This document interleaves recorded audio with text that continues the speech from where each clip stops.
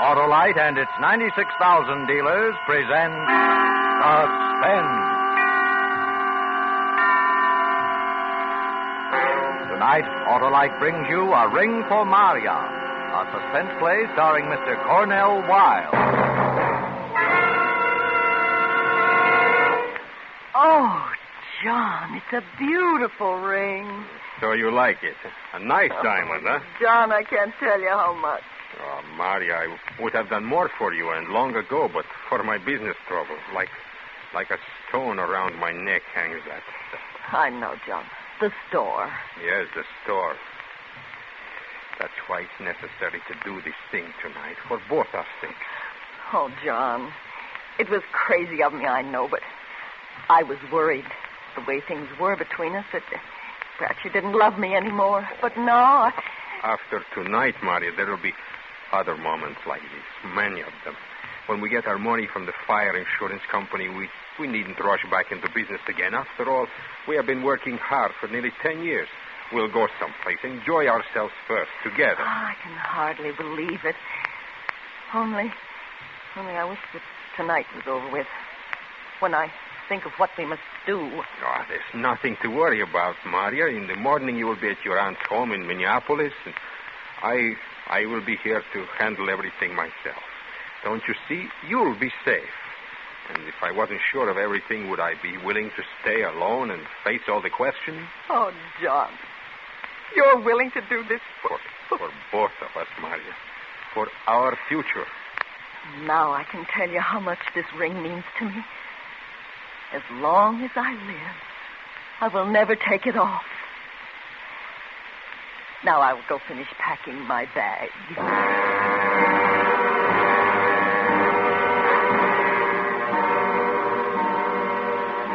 She kissed me before she went, and then I sat there on the couch and rubbed away at my mouth.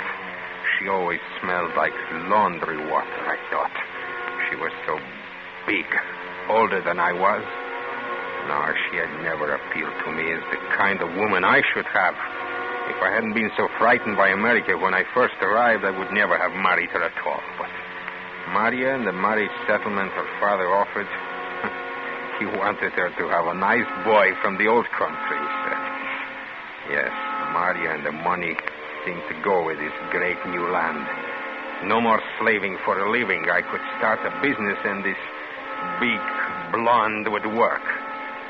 But now our business at the store had gone to pieces, so burn the store. With the fire insurance money, I would have a chance for the kind of life I deserved. Oh, it was a smart touch to give her the ring. Without blinding her eyes, she'd do whatever I wanted her to do. And afterwards, there'd be no trouble divorcing her. I had tested her in quarrels. She was the kind that takes her beatings silently. In just a moment, Mr. Cornell Wilde in the first act of A Ring for Myra. Ringing in the new year early, Harlow? Why, no, Hap. Those are only the 3 chimes. What 3 chimes? The 3 chimes a year an Autolite Stay Full battery needs water in normal car use. Harlow, you deserve life for that. And I'll take it if it's the longer life of an Autolite Stay Full, because the Stay Full gives 70% longer life, as proven by tests conducted according to SAE minimum life cycle standards.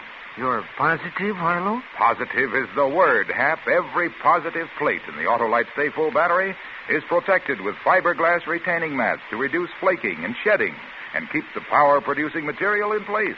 You've sure got your battery problem solved for 1951, Harlow. Right, Hap. And friends, for the new year, see your neighborhood Autolite battery dealer and have him install an Autolite Stay Full battery. A battery that needs water only 3 times a year in normal car use. And remember, you're always right with Autolite. And now, with A Ring for Myra and the performance of Mr. Cornell Wilde, Autolite hopes once again to keep you in suspense.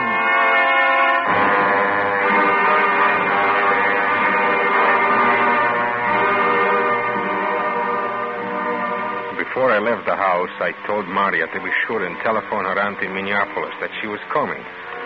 Then I stopped in at a bar and ordered a whiskey. When the bartender wasn't looking, I spilled this whiskey all over my shirt front. Next, I telephoned my friend, Frank Laszlo, and told him to stop in at my house at 11:15 on his way home from his restaurant. He would be my alibi. I was getting ready for the part of the plan I hadn't told Myra about yet. And I wasn't going to tell her. That part she was supposed to guess.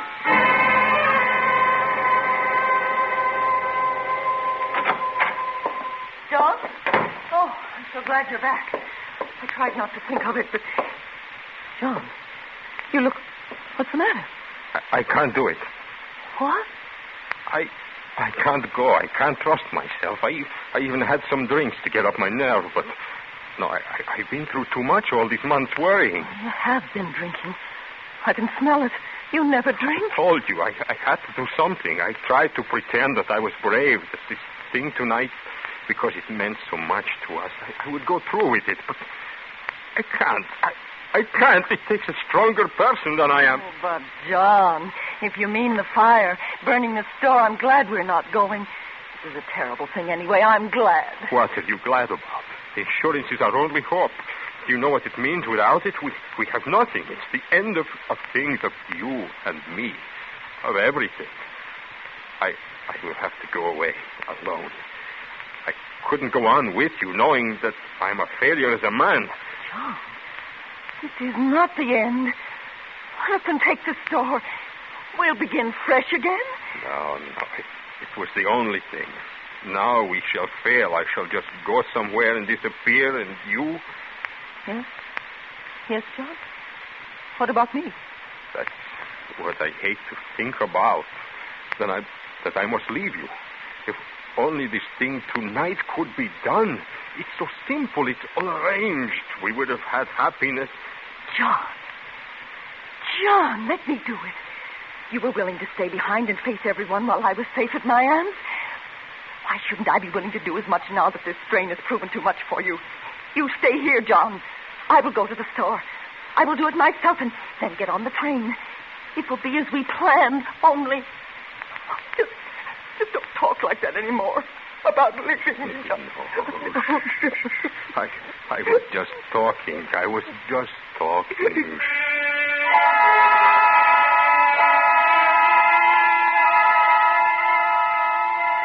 It was 11:15. Myra had been gone 20 minutes when I heard Frank's ring at the door. Good.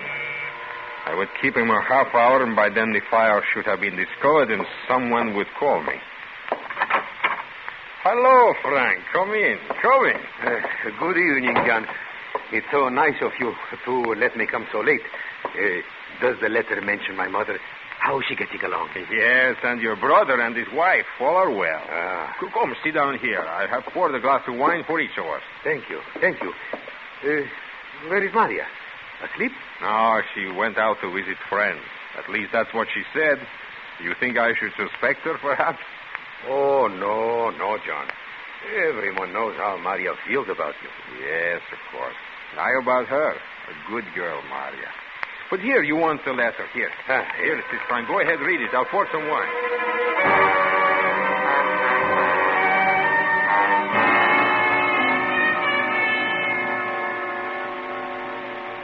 John, a whole bottle of wine we put away. I'll never be able to sleep. And it's nearly midnight. Don't be foolish. It's wine, not that ink you sell for coffee. You'll sleep. Well, I'm off. Thanks for calling me about the letter. Don't go, Frank. I don't get to see you often. Your phone, John. Answer it. I will find my way out. Well, all right, Frank. It is nearly midnight, eh? 7 minutes to. Good night. Good night.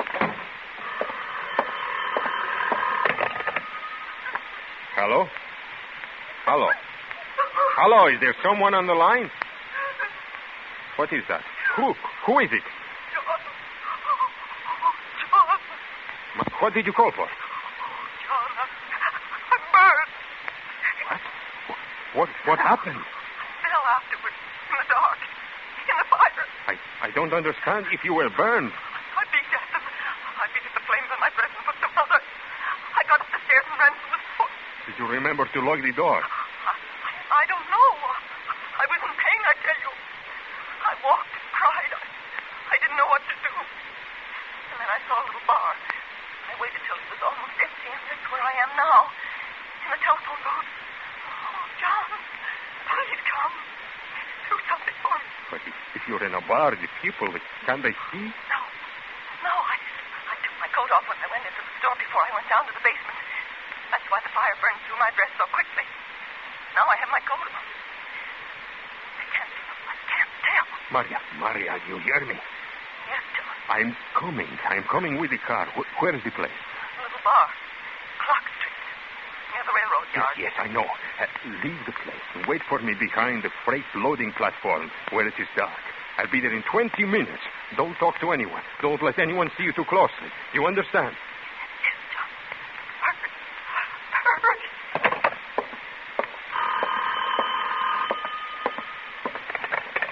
Yes? Is this the home of John Markov?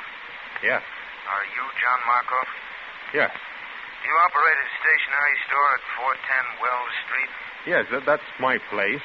Why? What happened? Now, this is the police department. There's a fire there. You better get right down. A fire in my place? How bad is it? How did it start? What's burning? Don't know any answers like that yet, Mr. Markov. I understand it's just striking out now, and they haven't been in the place yet to look around. But you better get down there and help check. Shall I get word to them that you're coming? Well, yes, of course, right away. Mr. Markov. Yes? You've been home all night, Mr. Markov? Well, yes, why? You'd better hurry down. Yes, I will.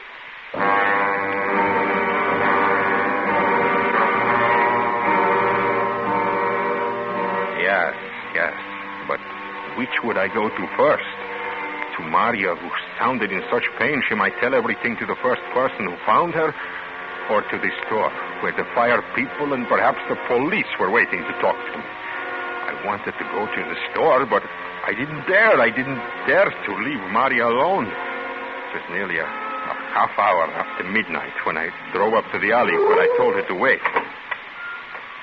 Maria, here. Hurry. I can't, John. Get in, come on.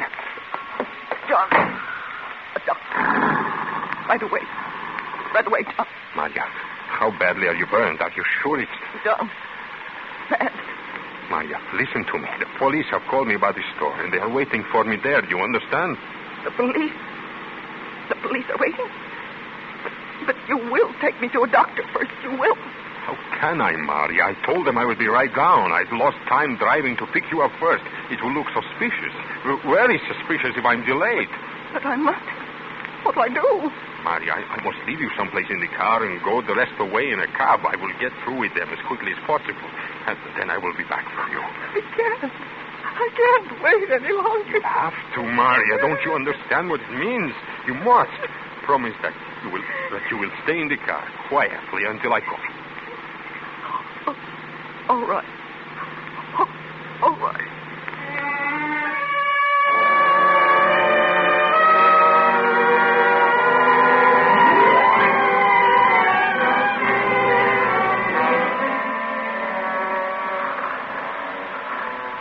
So, you wouldn't know anything at all about how the fire got started, eh? No, I would not, sir. And, you were home with this friend from 11:20 until nearly midnight? Yes, that's right. I was home with my friend Frank Laszlo. He owns that restaurant right on the corner there. He always closes up by 11, and tonight he stopped in to read a letter I received from friends of ours in the old country. All right. We'll talk to Mr. Laszlo. In the meantime, Mr. Markov, you better drop in at the fire marshal's office in the morning at 10 o'clock. You mean that I... No, I don't mean anything. Well, certainly. Anything I can do to help, I'll be there, of course. Of course.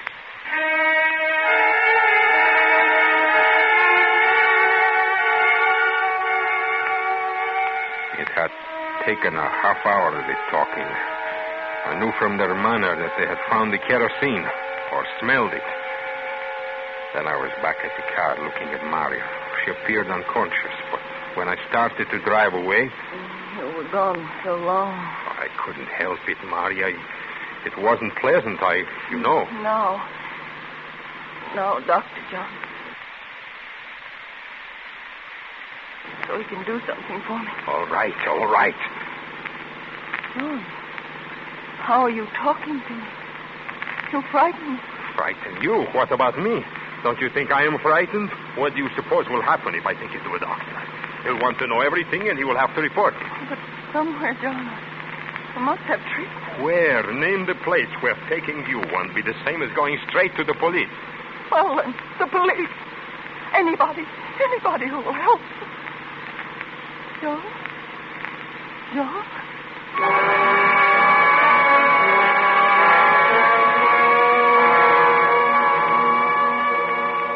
Couldn't answer her.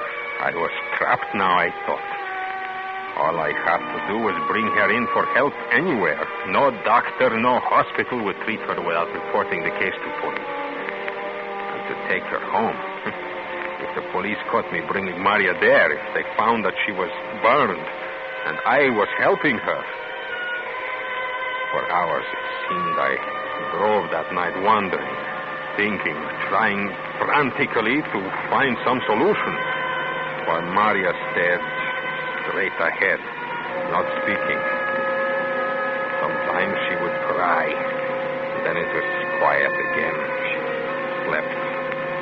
I wanted to get away from other cars, from people.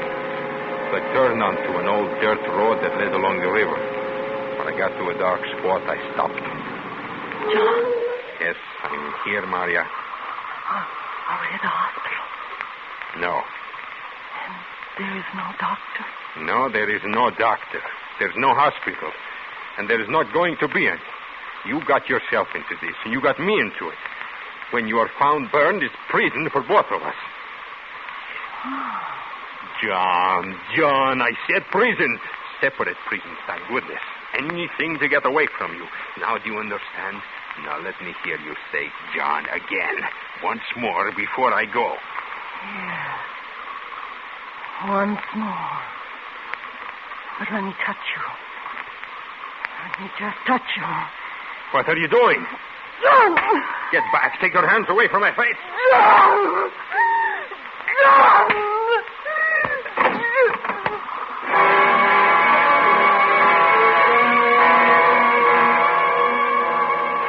Somehow, I got out of the car and away from her. It must have been with her last strength that she attacked me, because she fell back. But then when I stopped to look back, she was out of the car, standing unsteadily on the ground. I called, but she didn't hear. She turned, and I saw that she was trying to reach the river edge. She was weak, sagging under her weight, but she kept on and made it, almost.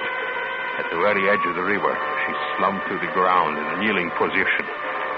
I started for her, but inside of me I felt only jelly. And then as I stood there, I saw she was doing something with her hands, as if wringing them. Then I realized she was taking off the ring, the diamond ring she had said she would keep on as long as she lived. It must have slipped from her hand because she started pawing around in the dirt. Then she got it, turned, and threw it at the car with all her strength. With the effort threw her off balance, and she slowly fell backward, like an old doll, into the water. She was gone. God. Now I was out of it. They wouldn't be able to touch me. Free.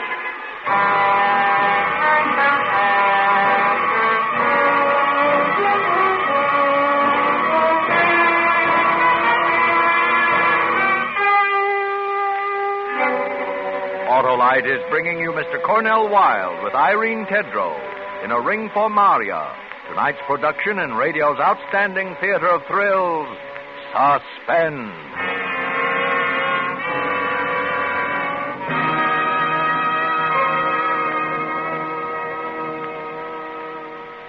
Say, Harlow, what are your plans for the start of a new year? Same as usual, Hap. I always get the start of the year with an Autolite Stay Full battery. The battery that needs water only 3 times a year in normal car use.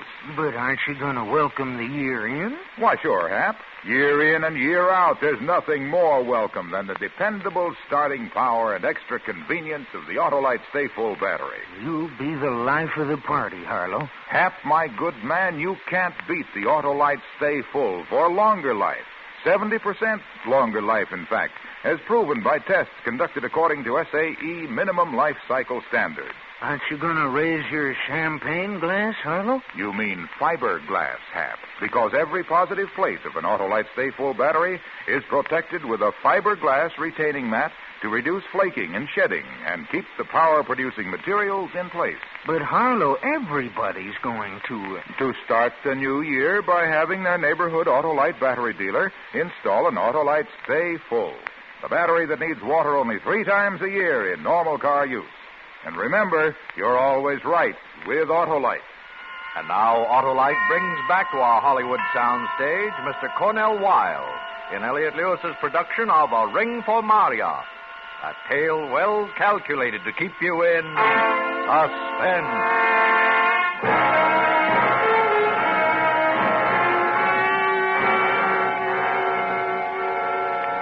Early in the morning, I went to a police station. I had decided it would look odd when Maria's body was found if I had not reported her absence. They took her description and then... How about jewelry? Did she have any she might be wearing? Only her wedding ring and earrings. Gold earrings shaped like a hoop. Nothing else? Nothing. All right, Mr. Markov. We'll call you the moment we hear anything. But I think she'll be walking in on you soon. That's our experience in these cases.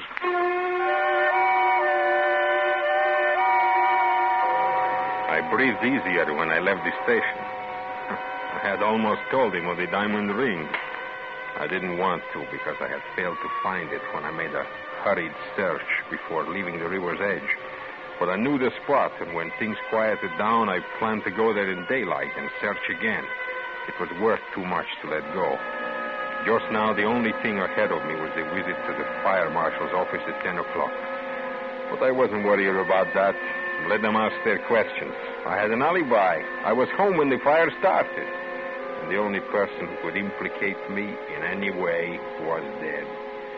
Yes, I had to admit things had turned out not bad. Not bad.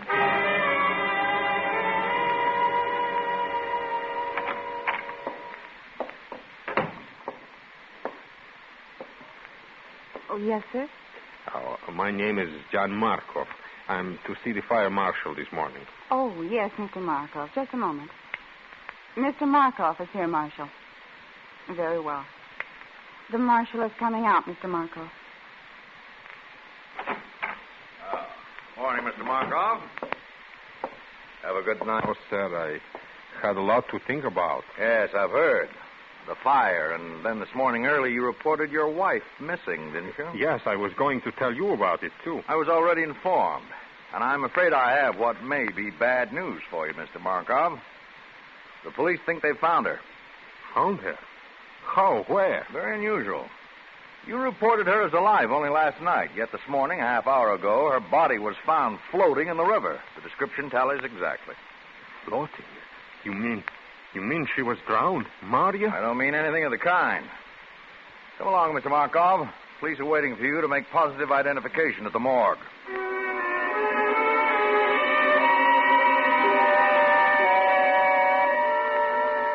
I didn't like the way the marshal talked or acted with me.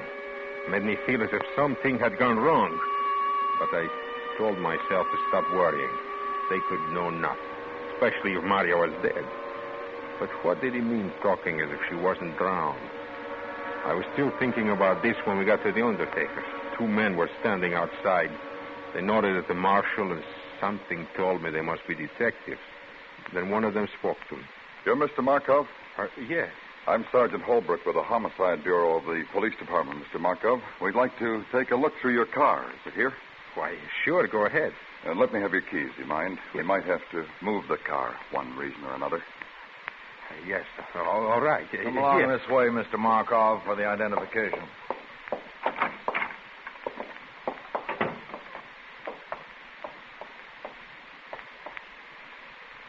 Well, Mr. Markov? It's her. It's Marya. But how? What happened? What happened was a tragedy, Mr. Markov.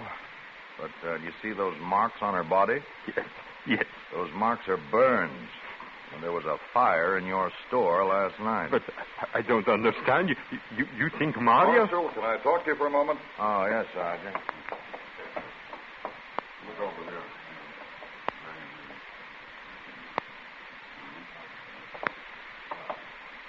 Mr. Markov, did you know your wife telephoned her aunt in Minneapolis last night and told her she was arriving for a visit there this morning?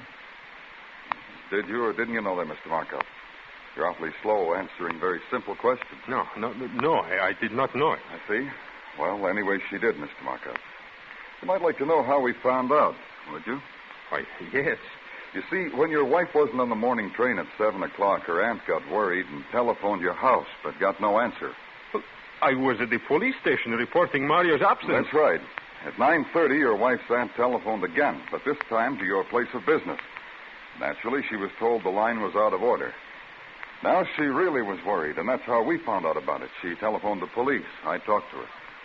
Did you tell her about Marya? No, Mr. Markov. I knew a body had been found that answered the description of Mrs. Markov, but I wasn't sure yet. I'm only sure now. But Mrs. Markov's aunt told me something else. It seemed that your wife was very happy about a gift you gave her last night, and naturally, as women will, she had to talk about it. She told her aunt. You remember the gift? Oh, yes, of course. It slipped my mind in all this that has happened. The ring, you mean? The diamond ring, you mean? That's right, Mr. Markov. She was wearing that ring, wasn't she, when you last saw her? Yes, I forgot. She must have been wearing that. Right, and she left the house before the fire, naturally, about 11, you reported. And you never saw her after that until this morning, here? No, I did not. You're sure? You're very sure of that? Yes, I'm sure. Then how is it, Mr. Markov, that when we looked at your car just now, we saw something that had been caught in the rain scupper that runs along the side of the body over the windows? And this, Mr. Markov, is what we found stuck in there along with some loose, fine gravel. This diamond ring. What of it? The coroner's physician found no water in your wife's lungs. She didn't drown. In his opinion, she died from heart failure, directly superinduced by her pain and burns. How did this terribly injured woman get to the river, miles from the scene of the fire? The diamond ring tells us the answer. She was taken there and thrown in by you who watched her die, even though you might have perhaps saved her life by getting medical aid for her. But I didn't throw her in. She fell in, I tell you. She fell in. It was an accident. No, Mr. Markov. We don't talk the same language. In mine, the death of your wife was murder.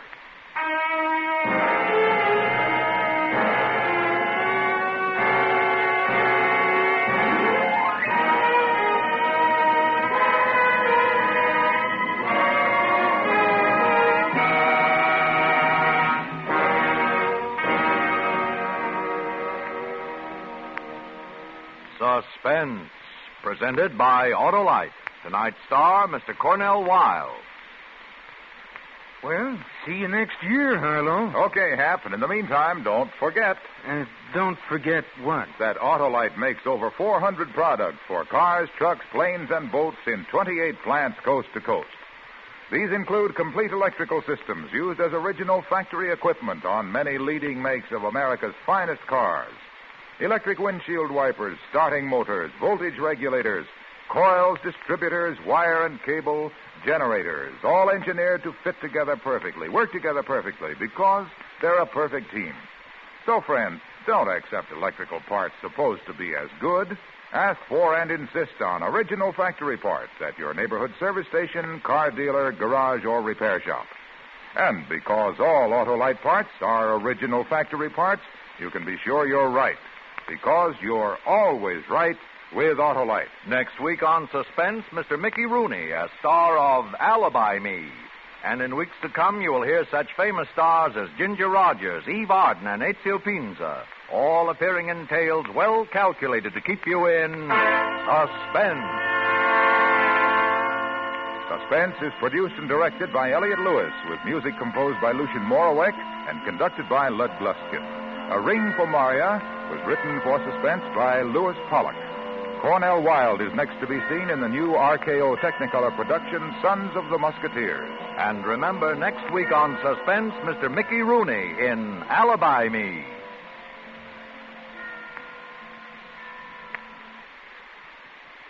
This is Harlow Wilcox again to wish each and every one of you, on behalf of Suspense and 96,000 Autolite dealers from coast to coast, a happy and prosperous new year. This is CBS, the Columbia Broadcasting System.